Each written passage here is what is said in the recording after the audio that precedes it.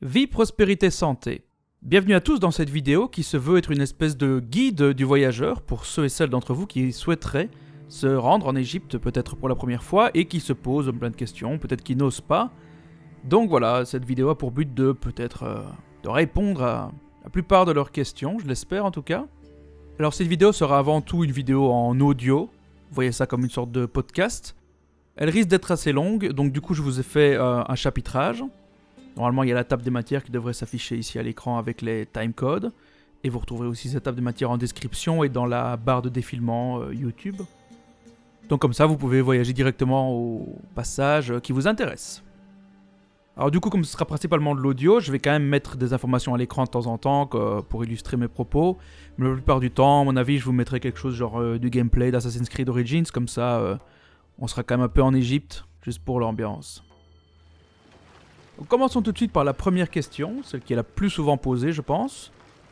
Qu'en est-il de la sécurité en Égypte ? Est-ce que l'Égypte est un pays sûr pour y voyager, avec sa famille, avec ses enfants, etc. C'est une question qui revient très souvent et je pense que c'est aussi ça qui fait le plus peur aux gens et qui les fait le plus hésiter avant d'aller en Égypte. Donc pour répondre rapidement avant de développer, la réponse est oui, l'Égypte est un pays sûr, vous pouvez y aller, pour la simple et bonne raison que l'Égypte est un pays touristique. Économiquement, l'Égypte dépend majoritairement du tourisme et donc elle a intérêt à ce que les gens aient envie de venir faire du tourisme dans son pays. Et pour ça, en fait, elle met le paquet en termes de sécurité, surtout autour des sites et des zones touristiques. Donc oui, il n'y a absolument aucun problème pour voyager en Égypte dans ces zones-là, je vais détailler plus tard. Y compris si vous êtes en famille, y compris même si vous êtes seul. Il n'y a absolument pas de problème. Il y a évidemment des précautions à prendre, comme dans n'importe quel pays, mais en règle générale, oui, la réponse simple, c'est il n'y a pas de souci. Et je pense que du coup, si ça peut déjà vous faire sauter ce blocage chez vous, ce serait une bonne chose. Alors je vais un peu détailler. Quand je dis qu'il y a certaines régions qui sont sûres et des régions qui ne sont pas sûres, qu'est-ce que je veux entendre par là ? Alors on peut diviser l'Égypte en 4 régions principales. Il y a la Haute-Égypte, donc ça c'est la région de Luxor et Assouan. Il y a la Basse-Égypte, c'est la région plutôt du Caire et d'Alexandrie. Entre les deux, il y a la Moyenne-Égypte. Et puis il y a la région du Sinaï. Alors les deux régions qui sont le plus souvent visitées, c'est la Haute-Égypte et la Basse-Égypte. Particulièrement la Haute-Égypte avec la région de Luxor et Assouan qui sont très touristiques. Et ces régions-là sont vraiment faites pour que les touristes puissent la parcourir, on va dire, plus ou moins librement. La région en Moyenne-Égypte, c'est quand même beaucoup plus compliqué d'accès, mais d'un autre côté, il y a aussi moins de sites touristiques. Alors c'est pas qu'il n'y a pas de choses intéressantes, il y a tout le site de Tel El Amarna, etc. Mais disons qu'il y a tellement de choses à voir en Haute et en Basse-Égypte que si vous avez fait déjà le tour de ces régions-là, vous n'avez plus besoin de regarder cette vidéo. Normalement, vous avez déjà assez d'expérience que pour savoir comment faire. Quant à la région du Sinaï, alors effectivement, c'est une région qui est très instable et donc on déconseille fortement d'y voyager, à l'exception notable évidemment des stations balnéaires de la mer Rouge qui sont des lieux touristiques hyper sécurisés, principalement Hurghada et Sharm el-Sheikh.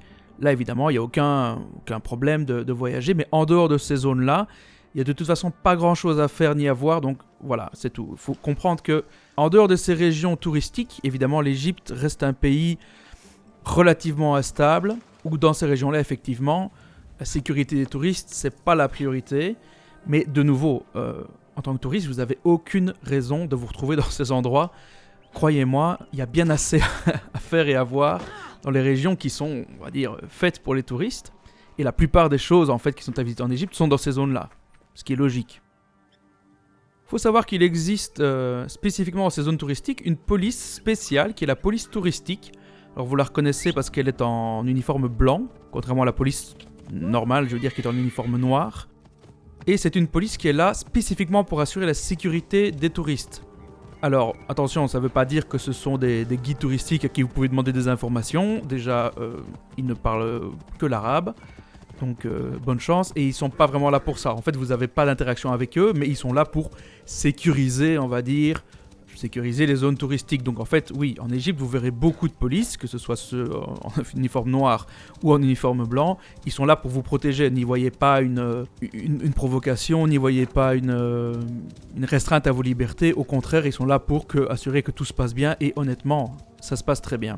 J'ai été 2 fois en Égypte, j'y ai fait 2 séjours. Et à aucun moment je me suis senti en insécurité. Je veux dire, pour moi je me suis senti tout autant en sécurité, même plus, dans le souk de Luxor ou du Caire que à certains endroits de Bruxelles par exemple. Et voilà, Bruxelles n'est pas réputée pour être une ville particulièrement chaude, dirons-nous.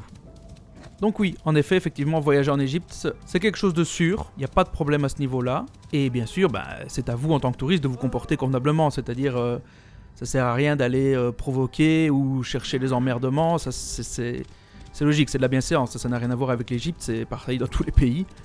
Donc effectivement, si vous vous comportez de manière civile, les gens vont se comporter de manière civile avec vous, et voilà. Alors attention, ça ne veut pas dire qu'il n'y a pas des... on va pas dire des petites arnaques, mais disons des enquiquinements. Disons que, comme je l'ai dit, le tourisme, c'est la majeure partie des revenus économiques en Égypte. C'est-à-dire que dans ces zones touristiques, bien oui, vous êtes là pour faire vivre économiquement la région. En tant que touriste, donc, il est logique que vous ayez en permanence des gens qui vont venir vous trouver pour essayer de vous vendre quelque chose, pour essayer de vous attirer dans une boutique, etc. Ça, c'est l'enquiquinement... de base, que vous allez retrouver partout en Afrique, en Orient, il n'y a pas de problème avec ça. Il y a des moments où on peut se laisser prendre au jeu, ça fait partie, c'est la couleur locale, il n'y a pas de problème. Et puis il y a des moments où on n'a pas envie et il suffit simplement de refuser poliment mais fermement. Et vous n'allez pas être brutalisé, c'est ça que je veux dire. Il n'y a jamais quelqu'un qui va essayer de vous attirer quelque part pour vous dévaliser ou de mettre la main dans votre sac ou quelque chose comme ça. Si votre sac il est fermé, il est sur votre dos ou il est en bandoulière, personne ne va essayer de vous le prendre. Ça, franchement, de ce côté-là, il n'y a vraiment aucun problème. Et voilà, c'est à vous évidemment d'être lucide, de ne pas vous laisser entraîner dans des combines louches. Normalement, avec un peu de discernement, ça ne devrait pas vous poser trop de problèmes. Je vais profiter maintenant quand même pour parler un minimum de la situation politique en Égypte, même si je ne vais pas m'apesantir là-dessus parce que c'est pas le plus pertinent non plus. Mais il faut savoir que l'Égypte, quand même, dans les 10 dernières années, a traversé des crises politiques et sociales assez majeures. En particulier, je pense à la révolution de 2011 et le coup d'État de 2013 qui a de nouveau renversé le pouvoir pour mettre maintenant le président Al-Sisi au pouvoir. Ce sont des événements qui ont grandement impacté le tourisme en Égypte. Évidemment, le nombre de touristes a chuté drastiquement après ces deux épisodes et c'est un drame évidemment pour l'Égypte qui compte énormément sur le tourisme, particulièrement dans les régions de Luxor, où la quasi-totalité des emplois dépendent du tourisme.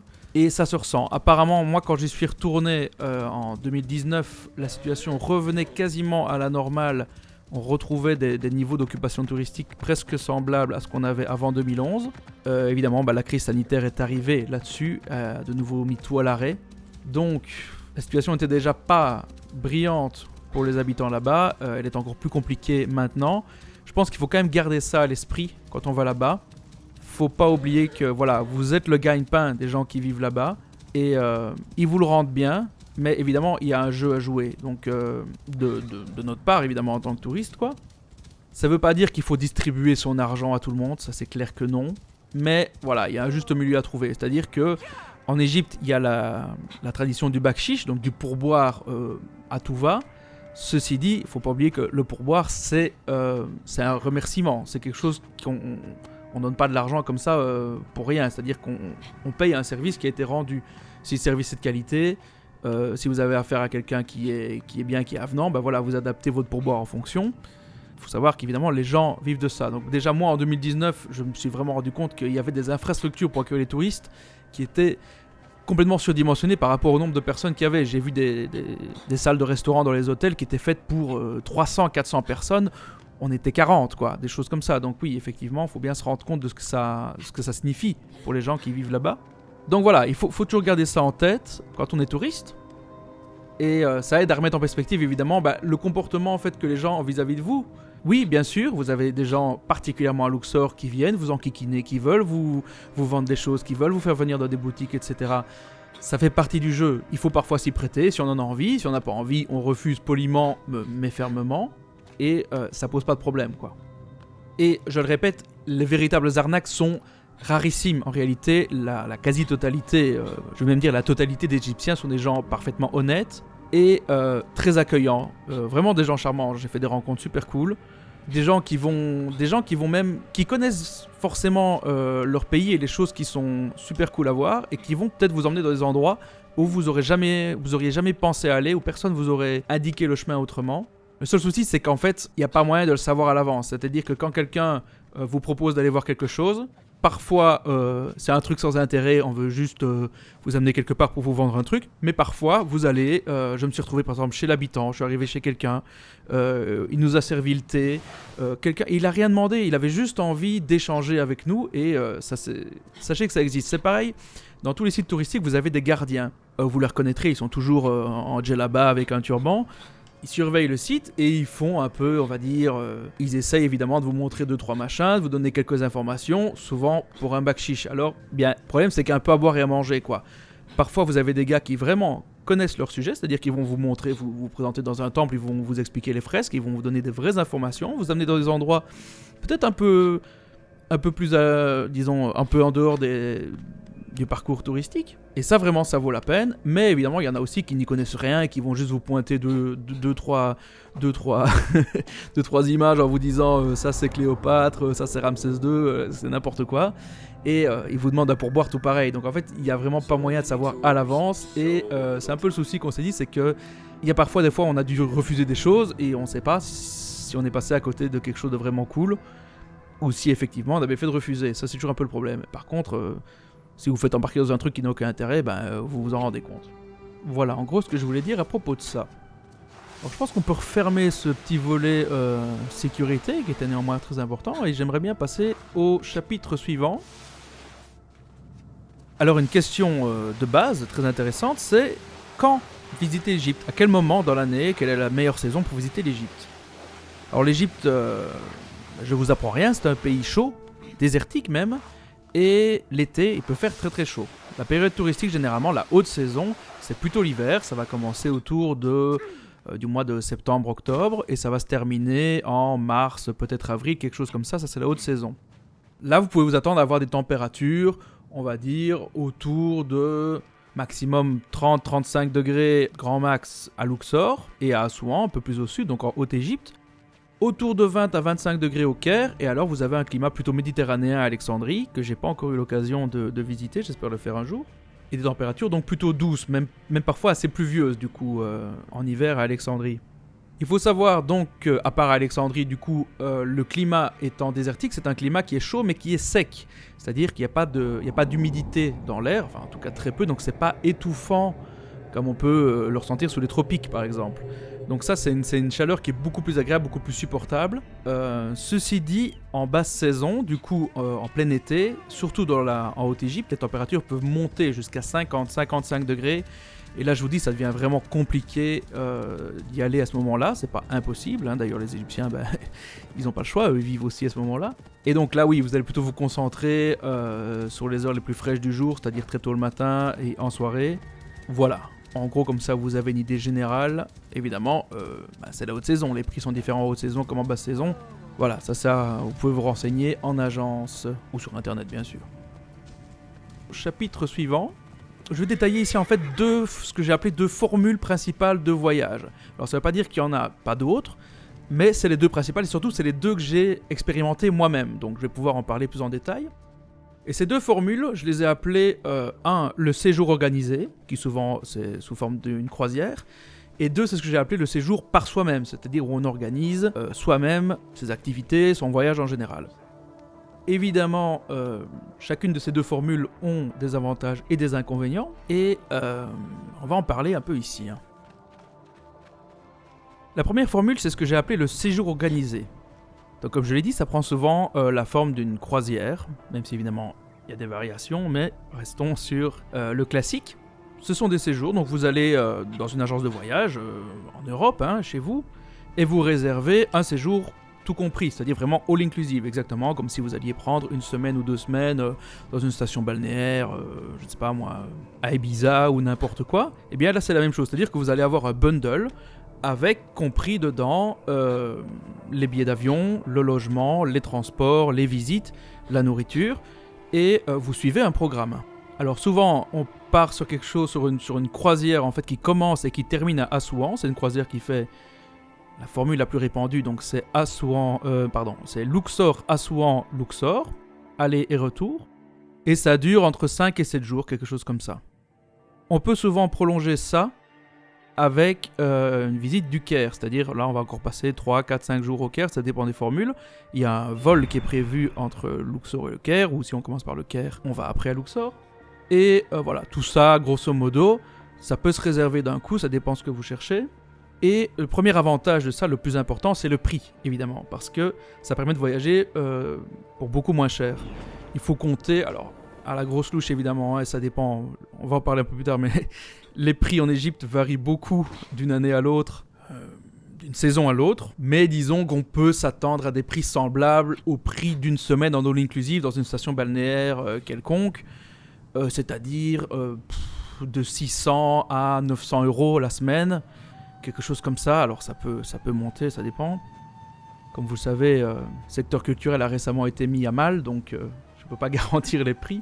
Mais on est plutôt dans cette idée-là, quoi. Alors le gros avantage du coup, c'est ce prix, parce qu'il est assez bas. Et aussi le deuxième énorme avantage, c'est l'organisation. C'est-à-dire que vous ne devez vous occuper de rien. Vous avez vos vols qui sont réservés. À l'aéroport, il y a un transport qui vous attend. Il vous amène jusqu'à votre bateau, par exemple, si vous faites une croisière. Ce sont des gros bateaux, je vais essayer de mettre une ou deux photos. Ce sont des gros bateaux où il y a plusieurs centaines de personnes dessus. Et normalement, si vous allez dans une agence, on va dire, classique, ici en Europe, en France ou quoi que ce soit, vous avez des accommodations de qualité. C'est-à-dire que c'est un bateau, je sais pas comment dire, mais bon, c'est quelque chose de correct. Vous n'allez pas voyager dans un vieux rafio pourri. Vous allez avoir votre cabine, vous allez avoir vue sur le Nil. Et voilà, moi par exemple, c'est le premier séjour que j'ai fait quand je suis allé en Égypte la première fois, c'était en 2010. J'ai opté pour cette formule-là et franchement, ça vaut la peine. Parce que comme vous voyagez au fil de l'eau, c'est quand même très, très joli, très reposant. C'est un spectacle qui vaut vraiment la peine d'être vu. Le soleil qui se couche derrière les palmiers quand vous naviguez sur le Nil, c'est quand même quelque chose qui vend beaucoup de rêves, je veux dire. C'est très très bien. Et comme je dis, surtout, vous ne vous souciez de rien. Tout est compris. La nourriture, les transports, les visites, tout ça, c'est compris. Le gros désavantage, évidemment, le revers de la médaille de ça, c'est la liberté, en fait. C'est-à-dire que, voilà, vous suivez un programme. Alors, ça peut être un avantage si c'est ce que vous cherchez, il n'y a pas de problème. Mais si vous êtes un grand fan de visite et d'antiquité, je dois dire que moi, personnellement, c'est mon cas, évidemment, j'ai été assez... j'ai vraiment eu un goût de trop peu, quoi. Parce qu'en fait, les visites sont assez... le timing était précis, il faut le respecter, etc. Parce que vous êtes en groupe. Souvent, vous avez un guide aussi avec vous, ça je ne l'ai pas mentionné. Un guide certifié, un guide égyptien qui, franchement, donne des informations de super qualité. Donc ça, c'est bien. Si vous connaissez absolument rien, c'est vraiment un plus énorme. Mais évidemment, oui, les visites, ça dure un certain temps, c'est assez court. Et moi, j'ai vraiment été très bridé, en fait, par ça, évidemment. C'est ça qui m'a poussé à faire un voyage par moi-même par après, c'est pour pouvoir consacrer le temps que je voulais à chaque site. Et voilà, donc en fait, une visite, généralement, si vous allez visiter un site touristique, vous allez arriver sur place, le guide va faire un speech de 15 minutes, peut-être 20 minutes pour vous expliquer le site. Et puis après, ils vont vous dire, voilà, vous avez 40, 50 minutes sur place, et puis on se retrouve ici, et hop, on rembarque dans le car. Donc voilà, 40 à 50 minutes pour observer un site. Si ça vous convient, c'est très bien. Si vous sentez que ça va être trop peu, c'est là que ça va coincer. Un autre désavantage que je dirais au séjour organisé, de nouveau ça c'est assez subjectif, mais c'est un peu cette ambiance touristique évidemment. C'est-à-dire que vous êtes dans une ambiance touristique, vous allez vous taper les soirées de djellaba, vous allez vous taper les passages obligés par les boutiques dans lesquelles tous les guides vous emmènent parce qu'ils ont un pourcentage sur les ventes, des choses comme ça qui sont, on va dire, pas super folichons. Vous allez pouvoir vous acheter 2-3 souvenirs à ramener chez vous, mais ça n'a pas grand intérêt. Voilà, vous êtes un peu dans cette ambiance-là. C'est un truc à prendre en compte. Je crois qu'on a à peu près fait le tour du séjour organisé. Il n'y a pas énormément de choses à dire, évidemment, parce que, en fait, vous pouvez trouver beaucoup d'infos là-dessus. Je veux dire, les programmes, etc. Alors voilà, vous avez eu les avantages, vous avez les inconvénients. Pour moi, je pense que ça vaut clairement la peine pour les avantages. Mais ça, c'est à voir pour chacun, évidemment. La deuxième grande formule, on va en parler plus longuement évidemment puisque y a plus de choses à dire, c'est la formule de visite par soi-même. C'est-à-dire que vous allez faire tout vous-même en fait simplement. vous allez devoir réserver vous-même votre avion, vous allez réserver vos logements, vous allez vous organiser pour vos transports et évidemment vous allez pouvoir planifier exactement ce que vous voulez faire au moment où vous voulez le faire. Et donc ça apporte évidemment une grande liberté. Donc évidemment l'avantage, je vais le dire, c'est la liberté, c'est-à-dire que vous pouvez faire ce que vous voulez quand vous voulez et passer le temps que vous voulez et voilà, évidemment, ça c'est le gros avantage. Le prix à payer, déjà, c'est le prix, en fait, simplement. Évidemment, tout va vous coûter plus cher. Déjà, rien que les billets d'avion, on est déjà sur quasiment le même ordre de grandeur du prix de la formule séjour organisé, quoi.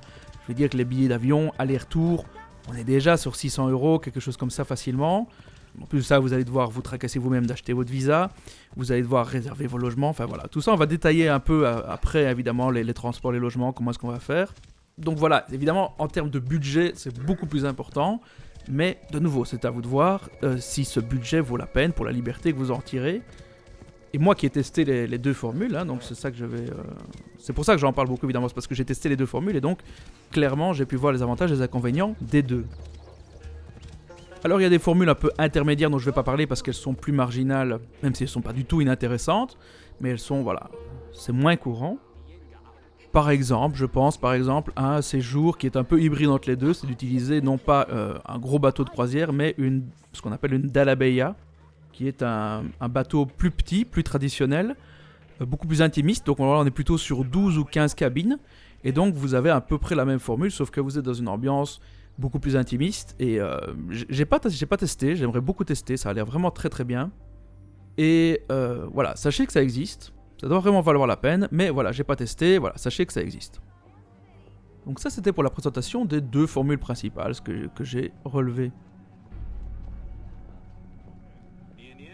Parlons maintenant de tout ce qui est visite, en fait, parce que c'est l'activité principale que vous avez en tête quand vous allez en Égypte, c'est que vous allez vouloir visiter les sites archéologiques, les sites touristiques, pour voir les temples, les tombes, la vallée des rois, les pyramides, tout ce que vous voulez.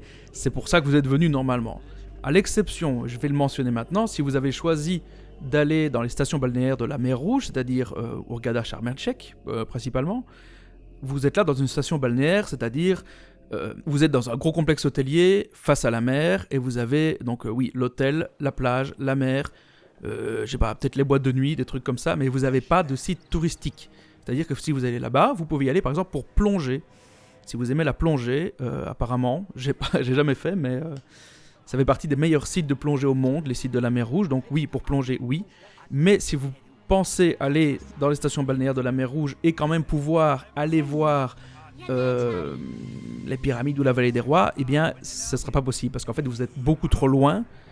Et voilà, oubliez ça. Si vous cherchez à aller visiter les sites touristiques, les sites archéologiques de l'Égypte antique, n'allez pas au bord de la mer Rouge. Même si, et vous ne faites pas avoir parce que techniquement, depuis Hurghada, il existe des excursions à la journée qui vous permettent d'aller à Luxor. Sauf que vous allez tout faire au pas de course. En fait, vous allez partir à 4h du matin, vous allez rentrer à minuit.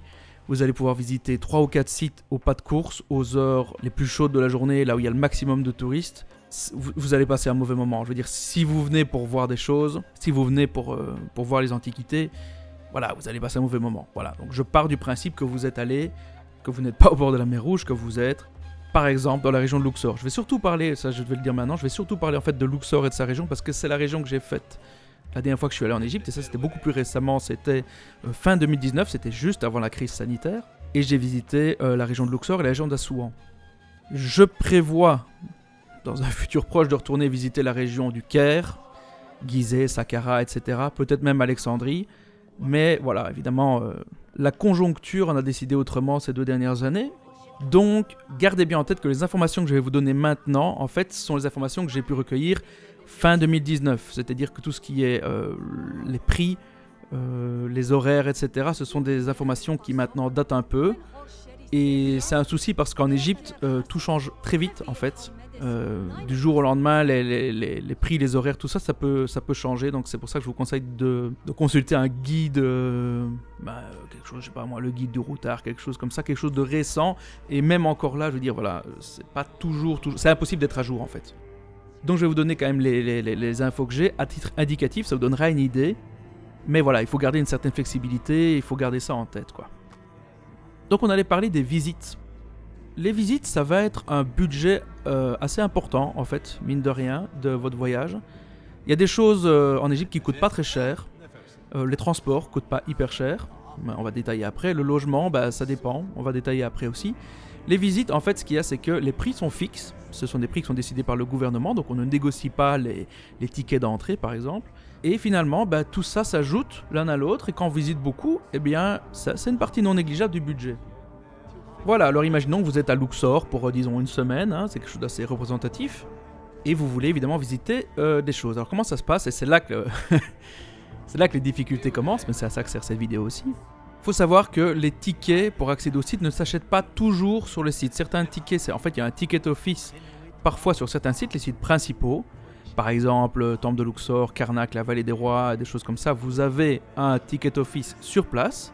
Et pour tous les petits sites qui sont un peu autour de ça, le Ramesséum, Deir el Medina, etc., vous n'avez pas de ticket office sur place. C'est-à-dire qu'il y a un ticket office général qui est situé sur la rive ouest de Luxor, donc la partie, on va dire, plutôt campagne. La ville, elle se concentre à l'est du Nil, et en face, il y a la partie plutôt campagne, et il y a beaucoup de sites sur la rive ouest. Et donc là, il y a un ticket office. Alors je vous mets ici la photo des tarifs que j'ai prise au ticket office sur la rive ouest, qui se trouve pas très loin des colosses de même nom. Ça, normalement, ça ne devrait pas changer. Voilà, donc de nouveau, vous fiez pas au prix, parce qu'ils vont changer. Les prix sont indiqués à droite en livres égyptiennes. C'est ça le LE, c'est des livres égyptiennes. Le taux de conversion, de nouveau, consultez-les avant de partir parce que ça varie. Mais généralement, il faut compter que 100 livres, ça vaut entre 5 et 6 euros, quelque chose comme ça. Donc voilà, vous voyez qu'ici, on est autour de entre 50 et 100 livres. Donc, mine de rien, tout ça, ça s'accumule. Donc voilà, ça c'était les prix pour la saison 2019-2020. Alors déjà, il faut comprendre de quoi il s'agit. C'est pas super clair. Par exemple, le numéro 1, là, c'est le temple de Medinet Abou. C'est le temple de Ramsès III, c'est pour ça qu'ils ont mis un 3. En 2, c'est le Ramesséum, c'est le temple des millions d'années de Ramsès II. Ensuite, on a des tombes qui sont dans la vallée des nobles, je pense 3 et 4, 5 aussi. Et puis, on a le village de Deir el Medina, village des artisans, et les tombes annexes. Voilà, des choses comme ça. Donc, il faut, pour ces endroits, en fait, vous n'aurez pas l'occasion d'acheter, vous n'aurez pas la possibilité d'acheter vos tickets sur place. Il faut penser à passer au ticket office avant pour avoir le ticket. Et c'est pas toujours facile d'y penser parce que parfois, en fait, vous vous baladez, vous allez tomber sur un endroit et vous dites « Ah, j'aimerais bien visiter cet endroit-là ». Et en fait, vous vous rendez compte qu'il faut un ticket et vous n'avez pas le ticket. Et donc là, en fait, vous êtes refait. Pour éviter ce genre de problème, il y a une solution qui s'appelle le Luxor Pass. Luxor Pass, en fait, c'est un ticket bundle qui vous donne accès à tous les sites de Luxor, rive est et rive ouest, pendant 5 jours. Alors, ce ticket coûte pour les adultes 90 € pour 5 jours. Et honnêtement, si vous faites 1 ou 2 visites par jour, je pense qu'il est largement rentabilisé. Et surtout, il va vous ouvrir en fait toutes les portes de tous les sites touristiques, même des plus petites choses que vous verrez sur le bas-côté de la route. Vous allez voir une tombe, vous allez vous dire, tiens, on va aller voir ça. Et grâce à votre Luxor Pass, parce que vous inquiétez pas, il y aura toujours un gardien qui va sortir de vous ne savez pas où et qui va vous demander votre ticket. Donc, si vous l'avez pas, vous rentrez pas. Ça, c'est la règle. Donc, il y a 2 formules en fait. Il y a la formule à 90 €, 90 € si je traduis. Et il y a la formule à 180 €. Donc, c'est le double. Et en fait, qu'est-ce que c'est la grande différence entre les deux? La seule différence, c'est qu'avec le pass premium, donc à 180 €, et normalement, je pense que les prix n'ont pas varié. Il me semble que j'ai vérifié. Et en théorie, ces prix-là sont assez fixes. Donc, pour le double du prix, en fait, vous avez accès, en plus de tout ce dont j'ai parlé, vous avez accès à 2 endroits qui sont la tombe de Séti Ier et la tombe de Nefertari. La tombe de Séti Ier dans la vallée des rois et la tombe de Nefertari dans la vallée des reines. Ces 2 tombes, l'accès à ces 2 tombes, c'est un ticket normalement séparé, supplémentaire. Donc vous avez le ticket pour aller dans la vallée des rois et vous avez le ticket en plus pour aller voir la tombe de Séti Ier et genre, je ne sais pas, disons que l'accès à la vallée des rois c'est peut-être 10 € et l'accès pour juste la tombe de Séti Ier c'est 50 €. Voilà. Nefertari, c'est la même chose, c'est 50 € aussi. Donc, soit vous prenez le pass, le Luxor Pass qui vous donne accès à tout à 90 €, soit vous prenez le pass à 180 € qui vous donne en plus l'accès, compris, à Séti Ier et Nefertari. Alors, c'est un prix. Honnêtement, c'est parce que moi je suis un passionné, évidemment, je veux dire, mais pour moi, il n'y a pas à hésiter. Ces tombes-là, elles sont extraordinaire, c'est peut-être les plus belles choses que vous verrez de votre vie. J'ai eu la chance de pouvoir la visiter, de les voir toutes les deux, complètement seules, et ça a été un moment incroyable. Et ce prix, en fait, ce sont des tombes qui ont été magnifiquement restaurées, qui sont extrêmement bien conservées, mais qui sont très fragiles, et c'est pour ça, en fait, qu'ils mettent ce prix complètement prohibitif. C'est pour réduire le nombre de visiteurs, et bon, voilà, ça vous assure quelque chose de très VIP, voilà. Si vous voulez acheter le Luxor Pass, donc en fait voilà, ce Luxor Pass c'est vraiment, ça va vous enlever pas mal de soucis de l'esprit. Sachez que du coup, si vous voulez l'acheter, c'est pas hyper simple. Il y a 2 endroits à Luxor où vous pouvez l'acheter, c'est à la Vallée des Rois et au Temple de Karnak. Et que ces 2 endroits-là où vous pouvez l'acheter. Si vous voulez l'acheter, alors prévoyez l'argent en espèces, soit en euros, soit en dollars américains. Pas en livres égyptiennes, c'est-à-dire qu'ils n'acceptent pas les livres égyptiennes, ou alors ils vont vous faire un taux de conversion complètement foireux. Donc venez avec le compte juste, donc soit 90, soit 180, en euros ou en dollars, ça vous fait plaisir. Prévoyez aussi votre passeport, parce que le numéro de passeport sera indiqué sur le billet, et une photo d'identité par personne. Maintenant, en ce qui concerne les visites proprement dites, les horaires, ça peut être intéressant aussi. Il faut savoir que la plupart des sites, je pense quasi la totalité, peut-être à l'exception du musée de Luxor, ouvrent à 6h du matin. Mon conseil à moi, c'est pour les sites qui sont les plus visités, donc je vais encore évidemment parler de Luxor ici, parce que j'ai pas beaucoup d'informations à donner sur le Caire, malheureusement, j'ai pas encore eu l'occasion d'y aller, à part il y a plus de 10 ans, donc en voyage organisé, donc ça ne compte pas vraiment. Mais ce conseil devrait aussi être valable au Caire, mais c'est qu'en fait pour les sites les plus touristiques, je vous conseille d'y aller dès l'ouverture. Pourquoi ? Parce que de toute façon, vous allez pouvoir vous lever tôt, c'est bien, vous allez pouvoir profiter des heures les plus fraîches de la journée, hein, et surtout vous allez pouvoir profiter des sites quasiment pour vous tout seul. Je suis allé dans des endroits, on est rentré dans le temple de Karnak, on a pu visiter le temple quasiment tout seul pendant une bonne heure à l'ouverture. Ça a été un moment incroyable, ça a été pareil pour la Vallée des Rois, pareil pour le temple d'Hatshepsut. C'est les sites principaux qui sont en fait envahis de touristes en journée. Tous les groupes arrivent sur le coup de 10h, 11h du matin. Donc toutes les heures avant ça, c'est que du bonheur, quoi. Donc pour les sites principaux que je vais essayer de citer de mémoire, alors Temple de Luxor, Temple de Karnak, Vallée des Rois, Temple d'Hatshepsut. Je pense que ça, on va dire que c'est les principaux sur Luxor. Essayez d'être là à l'ouverture le plus tôt possible. À 6h du matin si vous le pouvez, c'est vraiment le top. Et alors, redirigez-vous plus tard en journée vers des endroits qui sont moins visités. Il faut savoir qu'il y a beaucoup de sites qui sont pas du tout sur les circuits touristiques, donc qui sont relativement déserts toute la journée.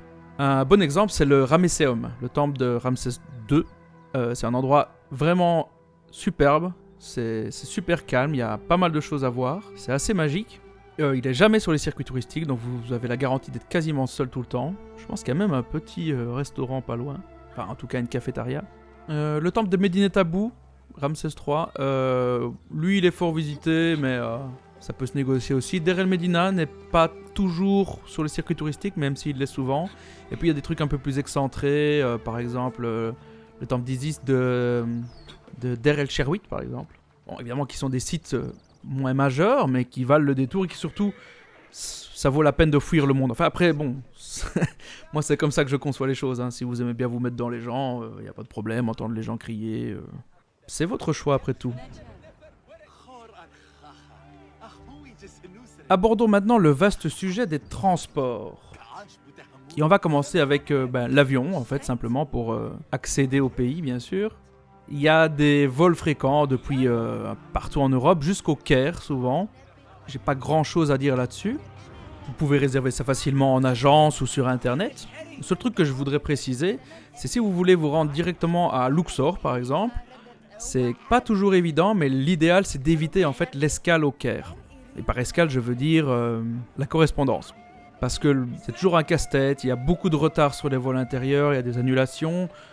Si vous pouvez trouver un vol direct jusqu'à Luxor, soit à l'aller, soit au retour, par exemple, si vous commencez par aller au Caire, vous faites votre séjour au Caire, puis vous prenez un vol intérieur, et puis après, pour le retour, si vous pouvez éviter de repasser par le Caire, franchement, faites-le, n'hésitez pas, même si c'est un peu plus cher, clairement n'hésitez pas. Je sais qu'il y a des vols qui existent, ils sont beaucoup plus rares malheureusement, et beaucoup moins fréquents, Par exemple, depuis Bruxelles, il y a un vol un peu triangulaire qui fait Bruxelles-Luxor, Hurghada et retour à Bruxelles, avec une escale du coup soit à Luxor, soit à Hurghada, dans laquelle normalement vous ne débarquez pas de l'avion, sauf si les autorités aéroportuaires décident de vous faire descendre parce que bon ben voilà, c'est le jour, hein, c'est comme ça l'Égypte, hein, un jour on vous fait faire un truc et le lendemain on vous fait faire le contraire.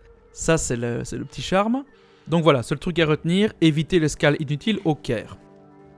Pour ce qui est des déplacements intérieurs maintenant, en ce qui concerne la voiture, alors conduire en Égypte, clairement vous pouvez oublier.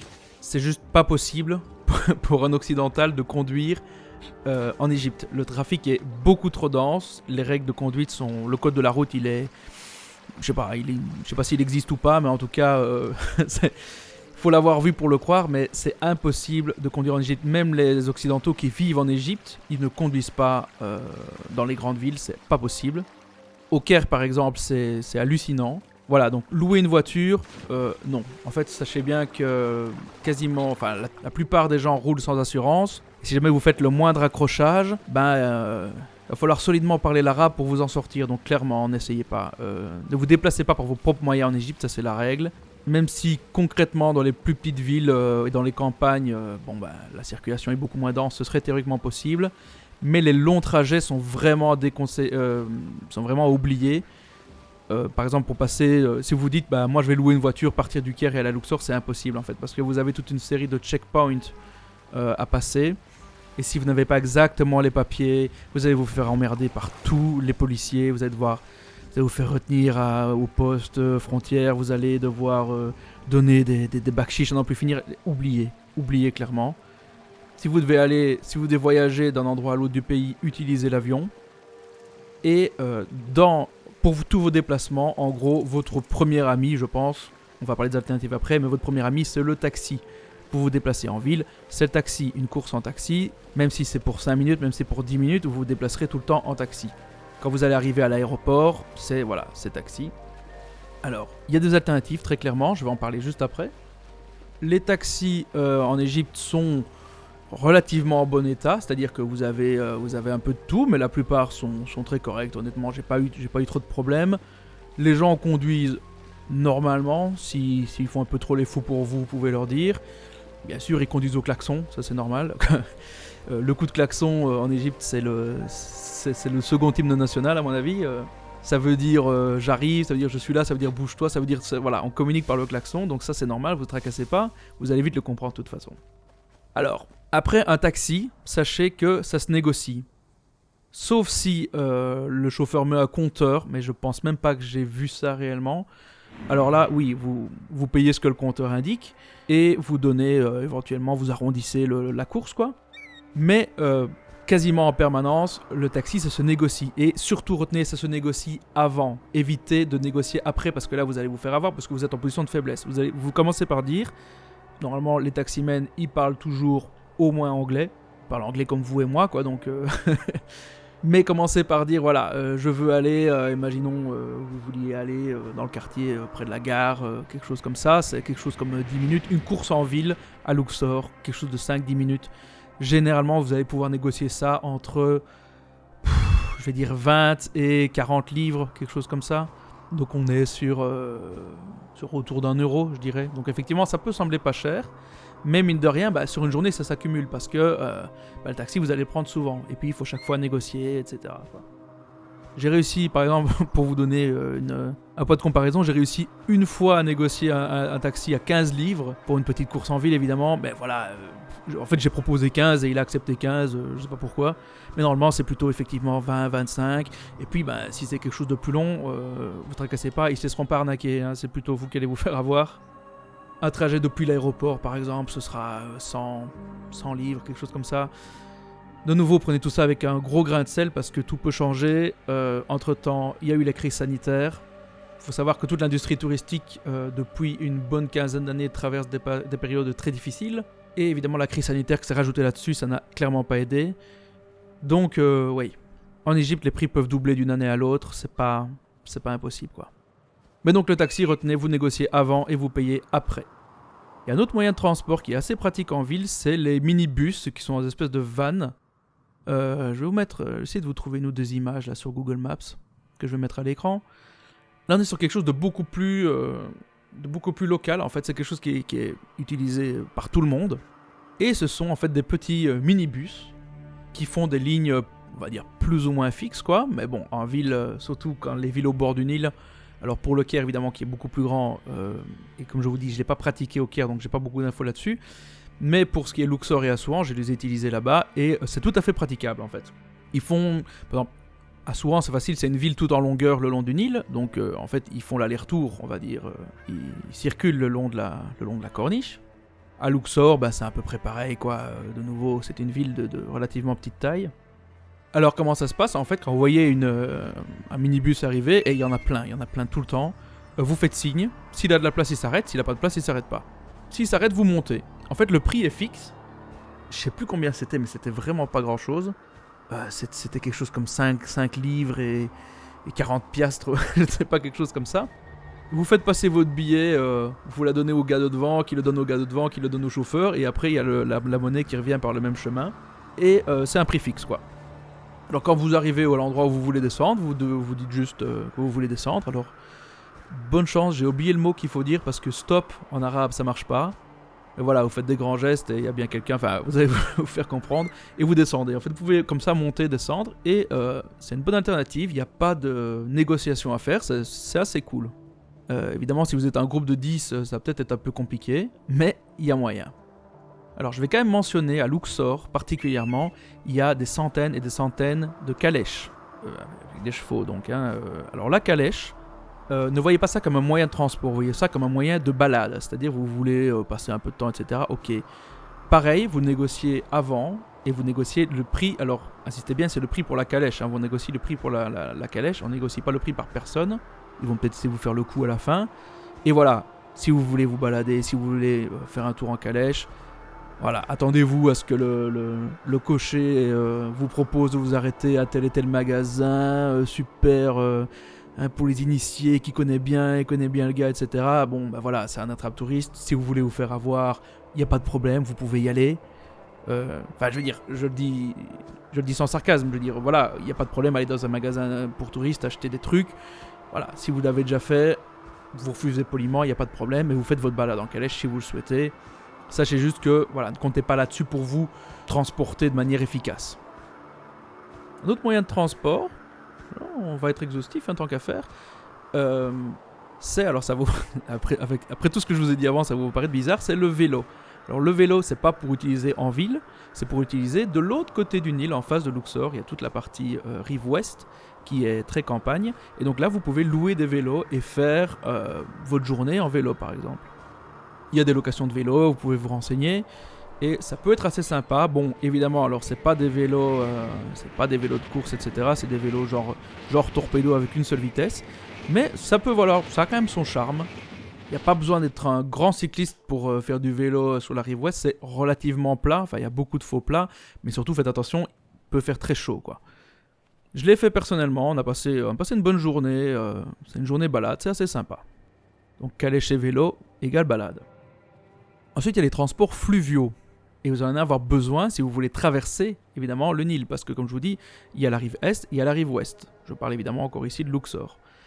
Alors, il y a un ferry à Luxor, qui est un ferry qui est utilisé par tout le monde.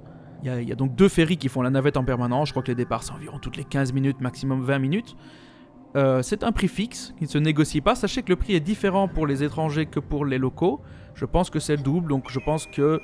Si je me rappelle bien, mais de nouveau, tout peut changer, tout peut avoir doublé. Je pense que c'était 5 livres pour les Égyptiens et 10 livres pour les étrangers. Quoi qu'il en soit, c'est vraiment abordable. À côté du ferry, et même partout le long de la corniche, vous allez avoir des petits bateaux moteurs qui vous proposent en fait le même service pour beaucoup plus cher. Alors l'avantage, c'est qu'ils partent quand vous voulez. Et que, oui, si vous êtes un groupe de 8 ou 10 personnes, vous pouvez prendre un bateau et vous balader et aller à l'autre endroit. Traverser le fleuve par exemple, donc ça peut valoir la peine pour ça. Évidemment, de nouveau, ça se négocie, ça se paye évidemment beaucoup plus cher que le ferry, mais voilà, éventuellement pourquoi pas. Il y a aussi, pour terminer vraiment le transport fluvial, entre guillemets, il y a les felouks qui sont des bateaux à voile traditionnels que vous allez voir partout, particulièrement à Assouan. De nouveau, faut voir ça plutôt comme les calèches. C'est plutôt que, enfin, c'est complètement même quelque chose pour se balader, passer un moment chill sur le fleuve. Ça peut être très cool. Effectivement, ça coûte un certain prix. Je sais même plus vous dire combien. Si vous allez à Assouan, je vous conseille plutôt de le faire à Assouan parce qu'en fait, à cet endroit-là, le fleuve, vous êtes à la première cataracte. Donc le fleuve, c'est beaucoup plus joli en fait. Il y a des petits îlots, il y a beaucoup d'oiseaux, tandis qu'à Luxor, ben voilà, vous avez une rive d'un côté, une rive de l'autre, c'est peut-être un peu moins cool. Ça peut valoir la peine de nouveau si vous voulez quoi. Ça se négocie de nouveau au prix. Vous négociez la felouk, vous négociez combien de temps. Et voilà. Je pense que ça conclut plus ou moins ce que je voulais dire à propos des transports. Concentrons-nous maintenant sur l'épineuse question du logement. Alors, pour le dire rapidement, le logement en Égypte est relativement médiocre. Attention, il y a des exceptions évidemment, je vais en parler, mais vous avez beaucoup par exemple des choses du type des grands complexes hôteliers qui sont tenus par des sociétés égyptiennes qui donc souvent peuvent changer de propriétaire en fonction de si le gouvernement a décidé de leur retirer leur licence ou pas. Ça veut pas dire que c'est la misère, clairement pas. Vous allez avoir un bon service correct avec tout ce qu'il faut. Mais disons qu'en Égypte, on met pas toujours la priorité sur les mêmes choses qu'en Europe, en ce qui concerne la gestion hôtelière. Par exemple, il faut savoir que la majeure différence entre un grand hôtel, un grand complexe hôtelier où vous allez peut-être payer 80 € la nuit, ce qui est très cher en Égypte, avec un petit hôtel plus particulier, un peu plus boui-boui, où vous allez peut-être payer 10, 15, 20 € la nuit, voire moins. La grosse différence entre ces deux trucs-là, c'est la qualité de la plomberie. Dans le grand hôtel, vous allez payer beaucoup plus cher, mais vous allez avoir de l'eau chaude tout le temps. Ce qui n'est pas le cas dans les petits hôtels. Parfois, il y a des problèmes, les toilettes peuvent se boucher, des trucs comme ça. Donc en gros, voilà, c'est ça la différence. Sachez que, en ce qui concerne la qualité de la literie, la propreté des chambres, etc., voilà, on est clairement en dessous de ce qu'on peut trouver en Europe, même dans les hôtels les moins magnifiques. Soyez conscients de ça. Donc en fait, je ne conseille pas spécialement d'aller dans des grandes chaînes hôtelières. Voilà, je vous ai dit l'avantage que vous allez avoir, c'est que vous allez avoir une plomberie qui fonctionne correctement, alors ça a un bon avantage. Mais voilà, vous attendez pas à du grand luxe. Un exemple qui me vient à l'esprit, c'est que partout dans les chambres, c'est de la moquette. Ils adorent la moquette. Ils aiment beaucoup moins la nettoyer par contre. Donc ça, voilà, ça peut être un peu limite par moment. La literie, ça dépend. Normalement, dans les grands hôtels, il n'y a pas de problème. La literie, elle est propre à les nettoyer. Les lits sont faits tous les jours. Ce qui n'est pas le cas dans les petits hôtels, que j'ai pas vraiment pu tester moi-même. Il est conseillé de prendre peut-être quelque chose comme, je vais pas dire un sac de couchage, mais au moins, comment on appelle ça, un sac à viande, quelque chose comme ça, quelque chose qu'on peut mettre sur soi entre les draps et le lit. Comme ça, vous êtes sûr, si vous êtes un peu à cheval sur l'hygiène, vous dormirez plus tranquille. Maintenant, il ne faut pas vous imaginer que ça va être le bordel complet. Il y a un juste milieu quand même, mais voilà, au moins soyez prévenus. Pour vous donner le cas très concrètement, quand nous on a été à Luxor, on a commencé par louer pendant 5 jours, je pense, dans un grand complexe hôtelier sur la rive est, donc en ville. Et effectivement, on n'a pas été ébloui par la qualité de ce que je viens de vous décrire. Même si à côté de ça, oui, il y a une grande piscine, il y a tout le service que vous voulez, il y a des buffets, des trucs comme ça. Par contre, la deuxième partie du voyage, on l'a passé sur l'autre rive, la rive ouest, qui est la rive, donc je le rappelle, c'est la partie campagne en fait. Là où il y a effectivement tous les temples, à l'exception de Karnak et du temple de Luxor, tout est de l'autre côté, donc tout est côté campagne. Et là en fait, vous avez toute une série de petits hôtels ou appart-hôtels ou petits B&B, et il y a vraiment des trucs très sympas. Et honnêtement, moi je pense que si c'était à refaire, j'irais même pas côté est, pour me loger en tout cas. Je logerais exclusivement côté ouest, côté campagne. Et quand on veut aller du côté est, il suffit de prendre le ferry, comme j'ai expliqué, il n'y a pas de problème avec ça. Mais on peut même encore aller manger en début de soirée, reprendre le ferry le soir, etc. Et du coup, vous allez avoir de l'autre côté, côté campagne, vous allez avoir la tranquillité. Je sais bien que souvent, les gens de la ville, vous allez peut-être entendre qu'on va vous le déconseiller, on va vous dire non, la campagne, c'est pas safe, vous allez avoir des trucs foireux, etc. C'est pas vrai du tout. Clairement, je vous le dis, c'est hyper safe, c'est hyper agréable, vous pouvez vraiment vous balader, faire des balades au milieu des champs, etc. C'est vraiment très très cool. Si vous voulez un peu vous sortir de cette ambiance touristique et cette ambiance de ville, c'est vraiment, vraiment quelque chose que je conseille. Donc oui, loger sur la rive ouest, pour moi, à Luxor. À Assouan, on n'a pas eu l'occasion de le faire. L'équivalent doit exister. On a de nouveau été dans un complexe hôtelier. On a eu de la chance, on a été upgradé parce que de nouveau, parce que justement le gouvernement a fait fermer l'hôtel dans lequel on avait réservé, donc on a été upgradé à la version supérieure qui était sur une des îles au milieu d'une île. Donc ouais, on a eu de la chance sur ce coup-là. Mais voilà, je pense qu'il faut pas se précipiter sur ces grands complexes hôteliers qui sont évidemment ceux vers lesquels vous êtes le plus facilement dirigé, surtout si vous cherchez sur internet. Allez regarder ces petits B&B sur la rive ouest et je vais vous en conseiller un, celui où on a été. Il me donne absolument 0 livre égyptienne pour parler d'eux, mais on a vraiment été très très très bien reçus. Je vais mettre le lien en description. Je pense pas qu'ils ont un site, mais je mettrai, je sais pas, un lien, un booking ou n'importe quoi.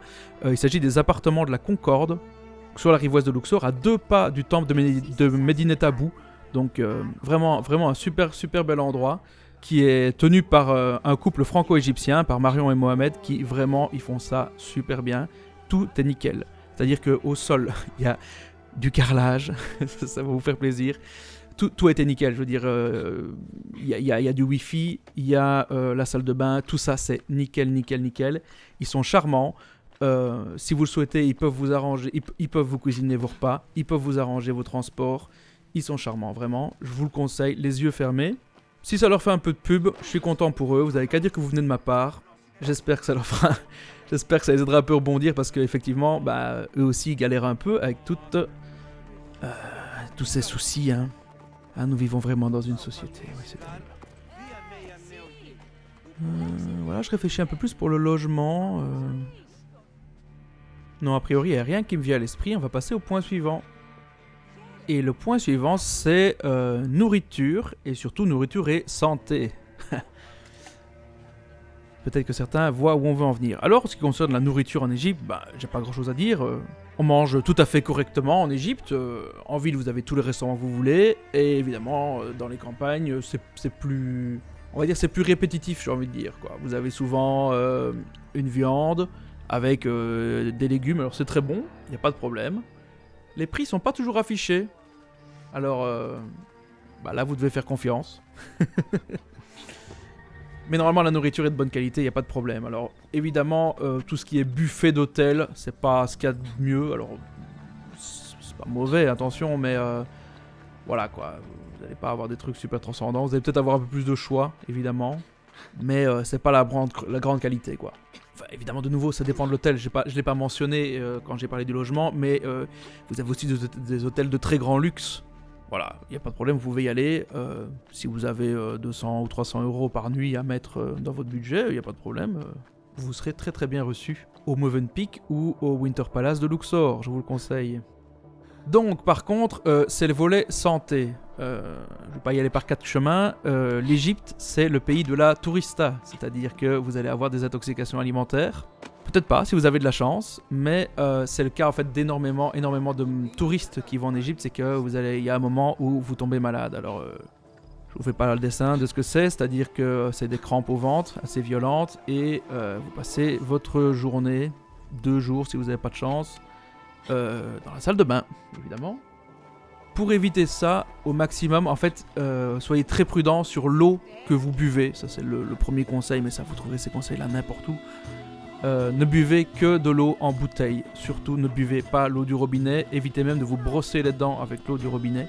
L'eau de la distribution, il y a beaucoup de bactéries. Alors, les Égyptiens, eux, sont complètement immunisés à tout ça. J'ai même vu des gars qui buvaient l'eau du fleuve. Je ne déconne pas. Ne le faites pas si vous voulez pas finir à l'hosto. Mais oui, effectivement, soyez très prudents sur l'eau que vous buvez. Et en ce qui concerne la nourriture, évitez tout ce qui est, je vais dire pas fruits, mais légumes type salade, laitue. Surtout dans les buffets d'hôtel, des trucs comme ça, vous savez pas trop où ça a traîné. Vous savez pas comment ça a été lavé en fait, surtout, c'est ça le problème. Quand vous prenez une boisson avec des glaçons, précisez que vous voulez des glaçons. Normalement, ils le font d'office. Si vous êtes dans les lieux touristiques, si vous êtes un étranger, ils vont vous préciser ou demandez-le que les glaçons soient faits avec de l'eau minérale, pas avec de l'eau, de nouveau, de la distribution. Parce que voilà, les glaçons, ils fondent et c'est la même chose, quoi. La première fois que je suis allé, mon premier séjour, j'ai été malade pendant une bonne grosse journée. La deuxième fois, j'ai rien eu. Voilà, donc je suis relativement résistant, c'est pas le cas de tout le monde. Renseignez-vous peut-être avant de partir, si vous savez que vous êtes sensible à ce genre de choses, qu'est-ce que vous pouvez emporter avec vous, comme médicaments, comme antibiotiques. Sinon, vous avez toujours la possibilité d'aller dans une pharmacie sur place. C'est ce que j'ai fait, il n'y a pas de problème. Vous expliquez ce que vous avez, ils vous donneront toutes les pilules que vous voulez. Et ça fonctionne normalement, il n'y a pas de problème. Parlons maintenant rapidement, pourquoi pas, des achats. Qu'est-ce qu'il y a d'intéressant à acheter en Égypte ? Alors, la quasi-totalité des choses auxquelles vous allez être confrontés, c'est la trappe touriste de base. C'est-à-dire, c'est les statues de chats en albâtre, c'est les scarabées, c'est les papyrus de merde, c'est des trucs comme ça. Ça ne veut pas dire qu'il n'y a pas des bonnes choses à acheter en Égypte. Il y a effectivement un artisanat de qualité, mais il est malheureusement très difficile à trouver. Il faut se renseigner, j'ai pas énormément d'adresses à vous donner, mais ça existe effectivement des boutiques dans lesquelles il y a encore de l'artisanat égyptien. Notamment tout ce qui est les tissus, si je dis pas de bêtises, la soie. J'ai un doute maintenant, c'est pas trop mon fort. Il y a des villages, par exemple en Nubie, où on tisse des vêtements de grande qualité. Et faut savoir où chercher. En fait, le souci, c'est que depuis déjà pas mal de temps maintenant en Égypte, le marché a été complètement envahi par des fournisseurs chinois qui vendent à bas prix et qui ont complètement envahi le marché. Ce qui fait qu'au lieu d'acheter des papyrus faits en feuilles, enfin pas en feuilles, faits en véritable papyrus et peints à la main, vous allez trouver des papyrus faits en Chine avec des feuilles souvent de choses comme du bananier ou des choses comme ça, et imprimés industriellement. Et du coup, ça n'a pas évidemment la même valeur en termes de travail et d'artisanat. Pareil pour les tissus, pareil pour les sculptures en albâtre, des choses comme ça. Il y a en fait un vrai artisanat qui existe, mais il est très très difficile à trouver. Ne vous faites pas avoir, ou alors achetez en connaissance de cause. Il n'y a pas de problème d'acheter un souvenir. Faites-vous plaisir, faites ce que vous voulez, il n'y a pas de problème. Mais voilà, faites-le en connaissance de cause. En ce qui concerne les antiquités, réellement, sachez que globalement, il n'y en a pas. En fait, les antiquités que vous allez voir, les statues, etc., comme je vous dis, les papyrus, tout ça, ce sont des trucs modernes, faits avec plus ou moins de soin. Mais les véritables antiquités, non seulement ne sont pas trouvables sur les marchés, et surtout, en fait, elles sont interdites à la vente. En fait, il y a une règle en Égypte, une loi même.